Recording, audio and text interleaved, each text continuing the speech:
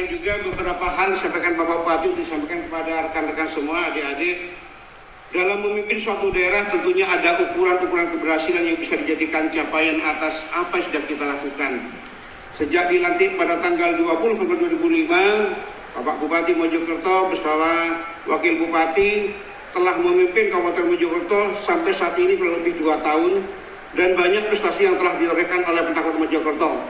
Antara lain diterimanya 43 penghargaan di tahun 2025. Tepuk tangan dulu. Materinya bisa disampaikan Bapak ya, ini beberapa penghargaan yang diterima Kabupaten Mojokerto.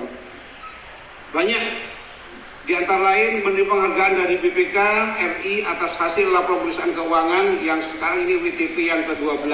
Setiap tahun kita mendapatkan predikat WTP. Menerima penghargaan dari Pun Jawa Timur atas dukungan APBD dalam program rumah tidak layak huni tertinggi se-Jawa Timur. Inovasi Bapak Bupati tidak hanya memberikan sentuhan bantuan rumah kepada masyarakat, tidak hanya dari APBD, tetapi menggali dari CSR, dari perusahaan, tokoh masyarakat, tokoh agama yang rezekinya lebih, itu diarahkan untuk membangun rumah untuk masyarakat yang tidak mampu. Di samping itu juga kami berusaha menerima penghargaan dari Kemendasmen atas capaian SPM bidang pendidikan. Semua poin tersebut tidak lepas dari inovasi dan daerah yang ada di Kabupaten Mojokerto. Bapak Ibu sekalian yang sangat kami hormati, juga adik-adik yang sangat saya banggakan, dalam memimpin satu daerah tentunya setiap pemimpin mempunyai ciri dan identitas masing-masing, termasuk ada di Kabupaten Mojokerto. Apa saja yang selama ini telah diterapkan, berikut upaya yang kami lakukan dalam memimpin daerah. Ini yang akan saya sampaikan ini adalah hal-hal yang dilakukan Bapak Bupati Mojokerto selama 2 tahun terakhir ini sampai ini. Ini mungkin bisa dijadikan adik-adik nanti pada saat menyampaikan laporan akhir, atau nanti adik-adik melakukan investigasi di lapangan. Karena kalau saya lihat dari materi kuliahnya ya, jurusan yang diambil, kepemimpinan dan pengambilan keputusan, betul Pak ya, itu sangat luar biasa. Ya, tidak mudah menjadi pemimpin. Yang saya alami, bahwa pemimpin dalam pembentukannya itu menurut saya itu ada 3 hal. Yang pertama memang dia dicetak, dilahirkan untuk menjadi pemimpin. Dicetak, dilahirkan. Dan itu tidak bisa dideteksi oleh masyarakat sekitar. Itu harfiah ada di dalam diri adik-adik. Karena itu rahasia ilahi. Tidak ada yang tahu. Tetapi akan nampak terwujud manakala nanti adik-adik menjadi pemimpin yang adil, amanah, profesional, dan bermanfaat bagi masyarakat. Itu. Berikutnya apa? Pembentukan pemimpin dibentuk, dicetak. Ya. Mulai level terendah, dicetak orang tua dalam keluarga, di PAUD, di TK, di SD, di SMP, di SMA, dan yang terakhir di Fakultas Untak ini. Kepemimpinan dan pengambilan keputusan itu dicetak, itu bisa dirasakan langsung, ya. Bisa kita tahu ya. Secara akademik nilainya bagus, bagaimana bergaul dengan teman-teman sekitar, bagaimana bergaul dengan dosen, dengan orang tua, itu dicetak.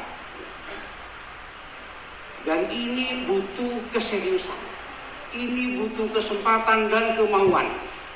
Kalau adik-adik tidak punya kesempatan artinya apa? Gak dibudalno sekolah dengan orang tuanya. Ya. Kalau gak kuliah, tahap yang kedua ini tidak bisa tercapai. Ada kesempatan, tapi tidak punya kemauan, ya gagal.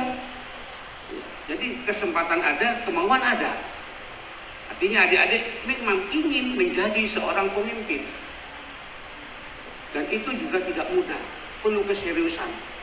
Sekarang ini tantangan sangat luar biasa. Di zaman saya masih kecil, belum ada HP, belum ada Google, kalau bisa diklik. Sekarang klik satu pingin saja, itu sih muncul promo-promo dulu, godaan-godaan dan sebagainya. Nah, kalau adik-adik tidak arif mempergunakan gadget, tidak arif memanfaatkan media sosial, adik-adik akan gagal. Jadi kemauan, kesempatan. Adik-adik alhamdulillah sekarang sudah ada kesempatan menimba ilmu di Untak. Tinggal bagaimana memupuk kemauannya untuk menjadi pemimpin. Ya. Itu tidak main-main. Pergunakan kesempatan yang ada untuk berdiskusi, konsultasi dengan dosen. Jadi kuliah tidak hanya berangkat dari rumah mencari ilmu dapat nilai A selesai. Gampang nilai itu. Gampang kalau nilai. Nah, bagaimana mencetak karakter adik-adik menjadi pemimpin itu sangat berat sekali. Jadi kemauan ditumbuhkan. Jangan pesimis, harus optimis. Ya.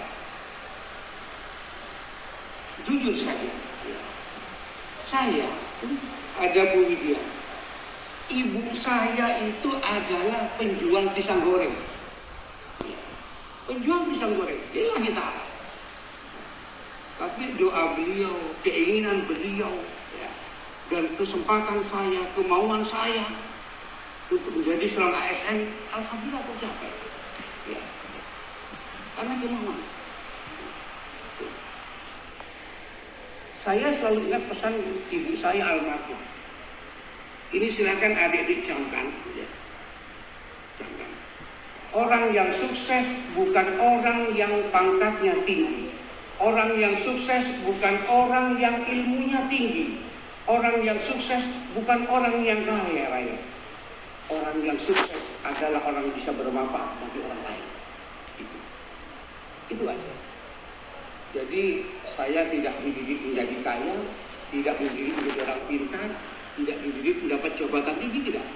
Nah, jadilah yang bermanfaat, itu saja. Yang ketiga apa? Tadi memang dilahirkan, ya. Terus dicetak. Yang ketiga apa? Ya. Mencari sendiri, mencari jati diri secara empirik. Ini tidak hanya diambil di bangku kuliah, tidak. Tetapi bagaimana adik-adik berinteraksi dengan lingkungan, dengan masyarakat, nanti di tempat kerjanya, dicari sendiri. Memang sulit kalau adik-adik pemimpin tingkat kesulitan, ya, nggak apa-apa, nggak panjang ya, nggak apa-apa, ya. Karena saya ingin berbagi, saya jarang-jarang menyampaikan materi yang hal-hal seperti ini di hadapan orang tua, nggak guna, nggak berarti. Waktu saya menjadi camat, saya tidak pernah lalai, tidak pernah enggan menerima adik-adik PKL, ya. Kegiatan IPNU, IPPNU, ya. Adik-adik Muhammadiyah, ya. Kalau ada kunjungan belajar PKL itu pasti saya temui, karena saya ingin berbagi. Karena kita sekarang harus khawatir, ya, situasi pemerintahan negara ini membutuhkan kader-kader yang mumpuni. 5-10 tahun lagi saya, bapak-bapak ini sudah punah, ya. Adik-adik nanti akan mengisi jabatan-jabatan itu, harus siap, ya.